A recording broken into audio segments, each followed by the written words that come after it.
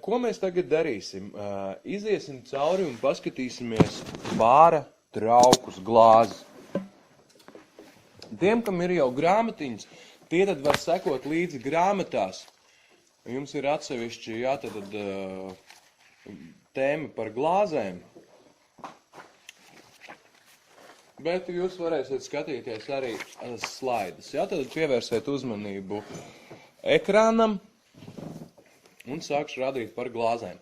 Tad pirmais, ko es gribētu jums pateikt, iepriecināt, glāžu nosaukums mācīties no galvas speciāli nevajadzēs. Urā! Kāpēc nevajadzēs? Tāpēc, ka mēs tik bieži izmantosim šos glāžu nosaukumus, ka jums tas būs automātiskā līmenī. Priekš kam vispār izdomātas glāzes? Grūti ir dzert no saujas. Glāzes forma izceļ dzērienu.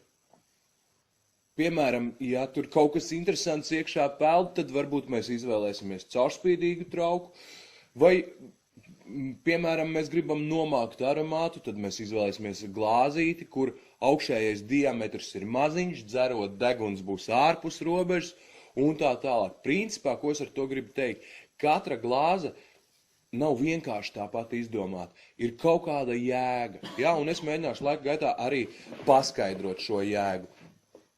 Pirmās glāzes, kuras jūs redzat jūsu slaidā, tiek tradicionāli sauktas par highball glāzēm. Šis nosaukums highball ir dots pateicoties kokteilim, kuru lēja. Mēs pēc tam arī parunāsim, kas ir highball kokteili, bet skrienot uz priekšu, tie ir visvienkāršākie long drink kokteili, kur ir tikai divi komponenti. Piemēram, vodka ar sulu, džins ar toniku, rums ar kolu un tā tālāk. Visā pasaulē šādus kokteļus dēvē par highball kokteļiem. Highball. Lūk, šīs glāzes arī sauc par highball glāzēm. Ja nevarat atcerēties vārdu highball, tad sauciet šo glāzi par long drink glāzi, lielā dzēriena glāzi vai ilgstoši baudāmā dzēriena glāzi. Ir arī citas iesaukas kā Collins, Zombie, Sling un tā tālāk, bet arī šīs iesaukas glāzēm ir dotas pateicoties kokteļiem. Vai jums vajag zināt šīs iesaukas? Labi, ja zināsiet, bet nav obligāti mūsu testā nekas tam līdzīgs nebūs. Nākamās glāzes, kuras mēs redzam, ir viskija glāzes, jeb otrs nosaukums old fashion. Ja tā detalizēti piesieties, tad old fashion ir šī pirmā glāze, kur jūs redzat slaidā. Vecmodīgā. Bet, ja jūs šīs glāzes sauksiet par viskija glāzēm, nekādas problēmas, sauciet par viskija glāzēm. Kāpēc šī glāze ir viskijam, vai kāpēc tā ir tā saukt? Es varbūt pievērsīšu uzmanību jūsu glāzes dizainam. Mēs redzam, ka ir ļoti biezs stikls, parasti tradicionāli. Tas ir tāpēc, lai, ja mēs liekam šajā glāzē ledu, šis ledus ātri nekustu. Cilvēka rokas temperatūra ir kāda? Veselam cilvēkam 36, un 6, tad lūk, ledus temperatūra ir -1 grāds. Ja stikls ir plāns, ledus ļoti ātri kūst, dzērienā parādās ūdens. Ja ūdens kokteilī vai dzērienā parādās ļoti strauji un nesankcionēti, nebija rakstīts receptē, bet beigās viņš tur parādās, tad tas ir mīnus. Tad mēs pēc tam parunāsim par sacensībām, piemēram, nepareizu kokteļu pagatavošanas rezultātā, ja nav pareiza kokteļu tehnika, piemēram, tāpat šeikerī kratīt, arī var izkust ledus un parādīties kokteilī ūdens. Un tas ir negatīvs faktors. Ja kokteilī ir vajadzīgs ūdens, tas ir rakstīts receptē. Bet ja viņš parādās šis ūdens pats par sevi, tad kaut kas nav īsti profesionāli. Tad lūk, šis biezais stikls neļauj ledum tik ātri kust. Надо по-русски переводить или понятно, да? Чтобы не таял лед. Nākamās glāzes, kur mēs redzam, ir šoti. Otrs nosaukums ir šuter, šot, šāviens, šuter, mednieks. Tad ir jāizdzer ar vienu malku. Šīs glāzes tilpums, normāls glāzītas tilpums nepārsniedz 60 ml, fiziski var ieliet 50 ml. Augšējais atvērums ir ļoti maziņš diametrs, lai dzerot deguns paliktu ārpus glāzes robežām. Kāpēc 50 ml? Tad tīri anatomiski normāls cilvēks nevar norīt vairāk kā 50 ml. Protams, ir izņēmumi, mēs jau par to runājām, ja, ka kaut kur Sibīrijas mežā var arī 200 izdzert viņš. Bet mēs runāsim par normāliem civilizētiem pasniegšanas normatīviem. Nu, lūk tā. Nu, es šo mazo glāzīti uz kājiņas varētu nosaukt par šotiņu uz kājiņas, gan iepriekšējais slaids, gan tagad, nu, varētu visu kopā nosaukt šotveidīgie. Tas ir tāds mans termins. Latviski šo glāzi sauc par šņabja glāzīti, krieviski rjumačka. Pieļauju, ka mājās omītei sekcijā stāv šņabja glāzītes ar zelta maliņu. Ir taču, ja? Tad viss šīs glāzes apvieno šis mazais diametrs un mazais tilpums. Konjaka glāzes arī laika gaitā saskārsimies. Konjaka glāzēm ir plāns stikls un tieši pretēji salīdzinoši ar šotu.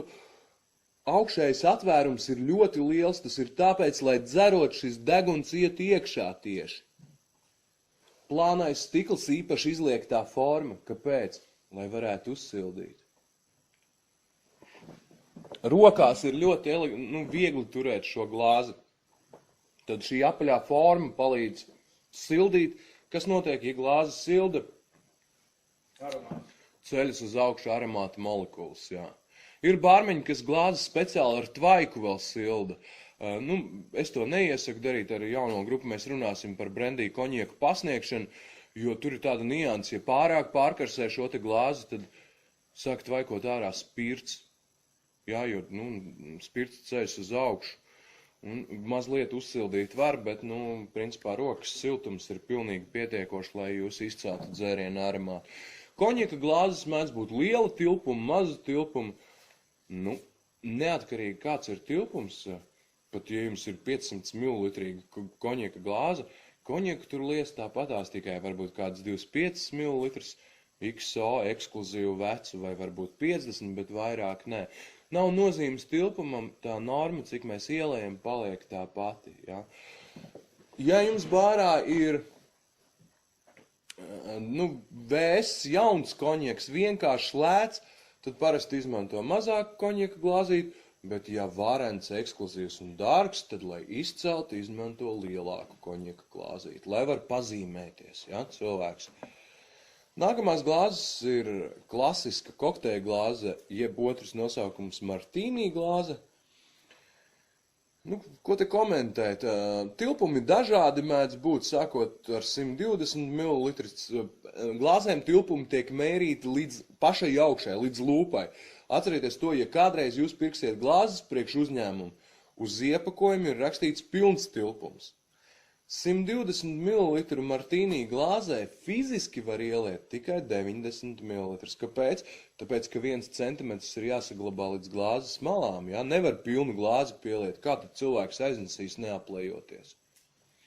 Bet mums šeit arī ir 260 ml tilpuma glāzes. Fiziski var ieliet kaut kādas 150-140 ml. Jo arī ir jāsklabā šis centimetrs. Nākamais slaids. Katru gadu slaveni dizaineri, piemēram, tas pats zīmols Swarovski, ir dzirdēts, laiž dažādas glāžu kolekcijas.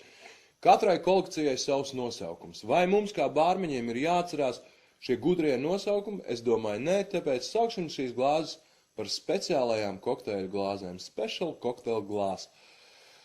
Dabi ņūčić naзвание. Populāra ir kolāda, hurricane glāze, ja, margaritas glāze, tās varbūt var atcerēties, bet arī, ja neatcerēsieties, nav traģiski. Vienīgais, ko es gribētu pateikt, šīm glāzēm tilpums ir diezgan liels, virs 300 ml. Tad vajadzēs taisīt diezgan liels kokteļs. Nākamais slaids ir alus glāzes. Te, ko es īpaši komentēšu, nav ko komentēt. Vienīgais, ko es varētu piebilst, Latvijā meitenēm patīk, ka alu lej glāzē bez roktura. Glāzē, nevis krūzē. Tā ir tāda mūsu īpatnība. Kāpēc? Nezinu. Stiliņš laikam. Birmag angliski, krūze, ja, tad uzmanību. Pareizi latviski ir teikt krūze, ja traukam ir osiņa, rokturs. Mag. Šīs krūzes vēsturiski imitē ozolkoka mucu varbūt tās. Mūsdienās viņas ir ļoti arī ekskluzīvas ar vāciņiem, ar akmeņiem, ar dimantiem, jā, no sudraba, nu kādas tik nav šīs alus krūzes. Alus pinta. Alus pinta ir tāda glāze ar burbulīti augšējā daļā, un te es gribētu pateikt vēl tādu lietu. Pinta tā ir mērvienība. Varbūt kāds zina, cik tas ir? 1,3 litri? Nē. 568. Jā, pareizi, mililitros. Tas, ja mēs runājam par Lielbritānijas pintu, jo ir vēl amerikāņu pinta. Bet vēl viena lieta, kas jums ir jāatcerās, ja jūs strādāsiet īrijā, piemēram, tad tur ir likums par pintu, kas saka, ka alus ir jāielej līdz lūpai. 1 milimetrs varbūt, lai var aiznest. Tā ir tāda īpatnība, kas ir jāpiefiksē. Jā, tad alu bez putām līdz pašai augšai, ja runājam par pintu. Amsterdamā atkal viņi pieprasa, ka 2 pirkstiem jātur. Jā, Latvijā arī, Čehijā arī, Vācijā arī. Tas ir cita veida alus. Mēs par to runāsim. Ir eili, kas ir īrija, Anglija, un ir lāgertipa, kas ir mūsēji ali. Jā, tur ir savādāk. Jo jāpieņemsim, Čehijā alu ielē bez putām vēl var pa zobiem dabūt. Nu, tas slikta kvalitāte vai nostāvējies, jā, bet tas ir drusku savādāks. Karsto dzērienu trauki. Un kas tad ir jāņem vērā pastienzot karstu dzērienu? Ir jāpadomā, cik ērti klientam ir noturēt rokās. Jo nevar kaut kādā viskija glāzē liet karstu dzērienu. Kāpēc? Nu, grūti turēt karstu rokās tādā veidā. Ir vajadzīga osiņa. Nu, ir Irish coffee glāze, ja, bet tur tas turēšana notiek aiz apakšas.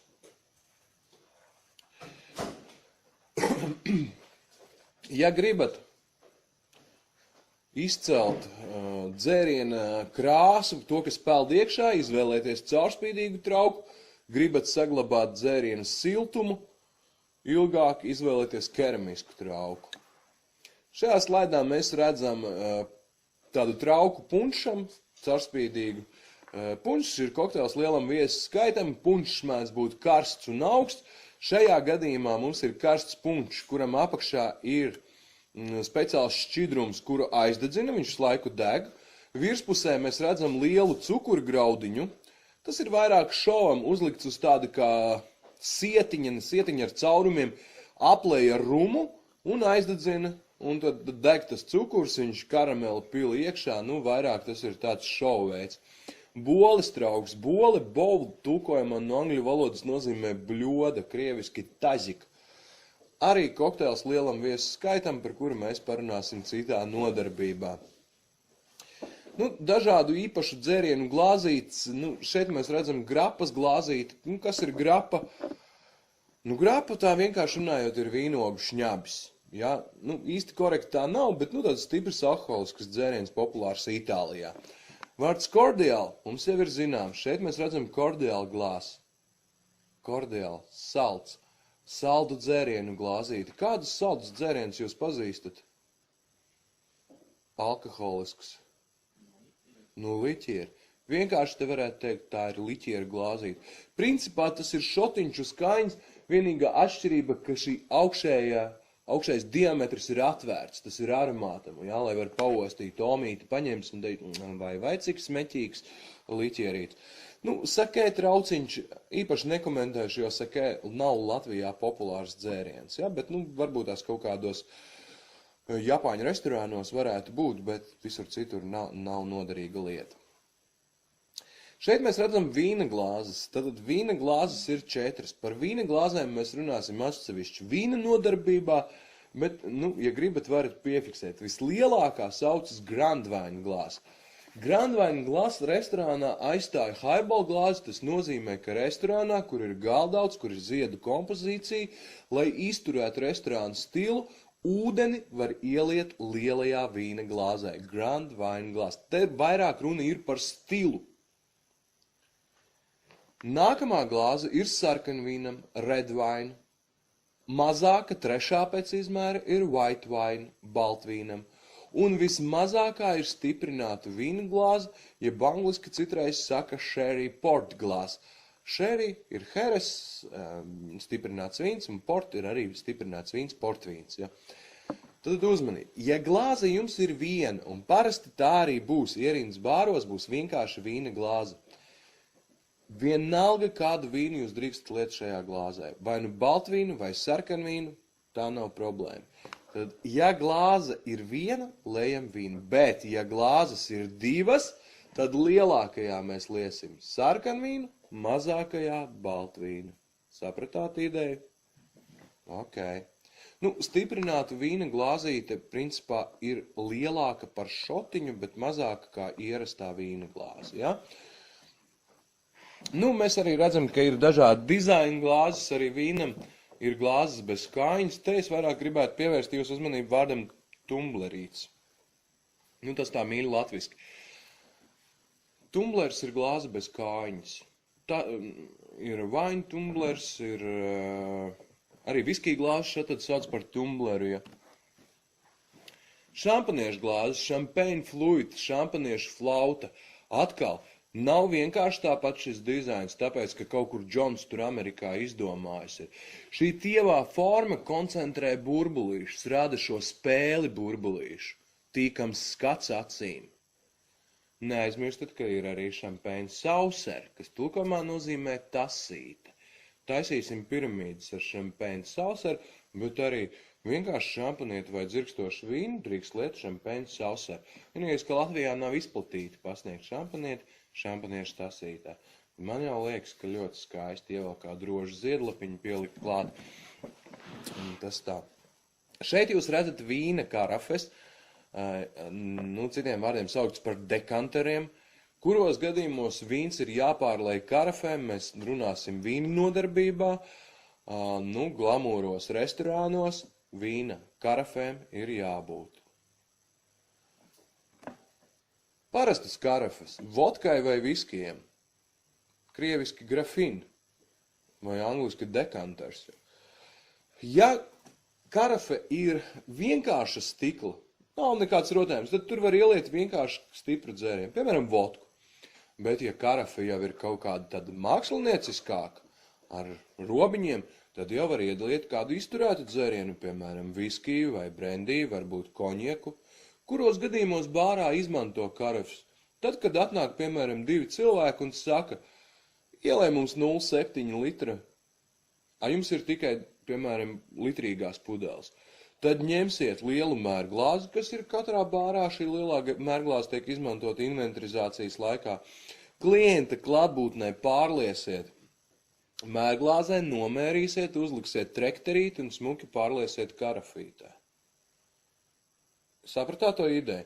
Nu tad, ja 2 tā atnāk, tur 0,5 var paprasīt, jums litrīgas pudeles. Jūs taču nevarat pateikt, nodzer pusi, atnes atpakaļ, ja? Kaut gan varbūt tās, ja cilvēkam daudz naudas, var tā pateikt. No katliņa vēl. Nu jā. Nu lūk. Tad, kad es strādāju, tas bija gan ļoti sen, mēs nakts klubā, principā, tiklīdz tika nopirkts liels veselu pudeli dzēriens, mēs vienmēr pārlējām. Karafē, ko tas deva? Ja uz galda stāvēja karafe, gan mēs bārmeņi, gan viesmīļi, gan apsārdzi zināja, ka šis alkohols ir nopirkts bārā. Bet, ja uz galda stāvēja pudele, tad mēs zinājām, ka šis ienests no ielas, ko darīt, protams, nedrīkstēja.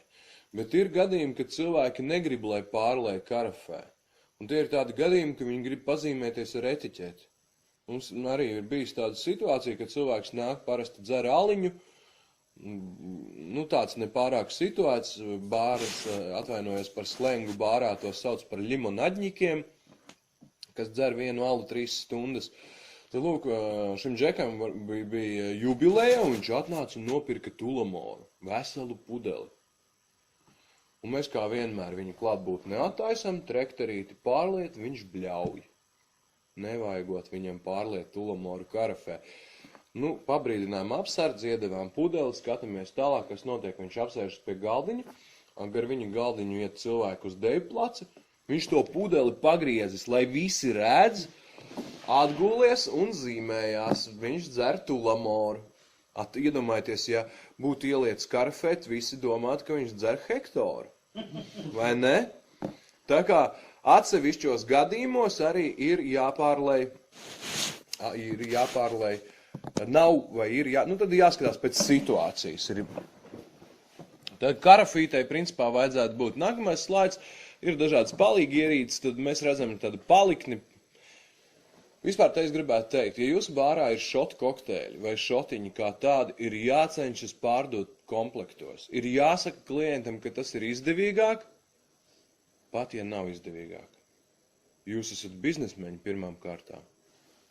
Cenšaties pārdot. Un ziedu vāzītes tam arī vajadzētu būt bārā.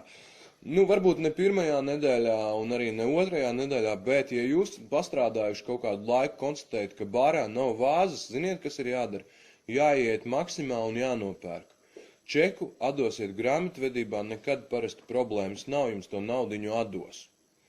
Bārā ir jābūt 3 izmēra vāzēm, gariem ziediem, vidējiem un maziem pušķīšiem. Uzmanību!